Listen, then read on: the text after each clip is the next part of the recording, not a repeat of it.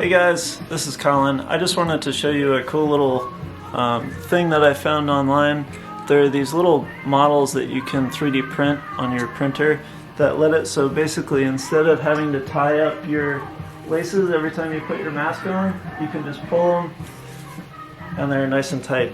And then when you're done, you can loosen them like that. So let me show you how to put them on. Alright, so what we want to do is just grab your block, grab one strap, and then kind of feed it in diagonally. So if you just grab the end of it with your fingernail, sometimes you'll have to like push it through.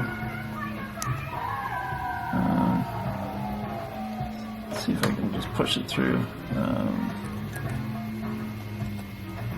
Yeah, like that. You can use a screwdriver or whatever you want. And then you've gotten it halfway through, so now you got to put it the rest of the way through. So just feed it right back in where it was. Sorry about my phone. And just give it a tug and it'll kind of straighten itself out. So now you've gotten it through. That's actually the hardest part. So I'm just going to make sure it's all lined up. Leave a little bit of a tail coming out of it. And then put the other end through like this.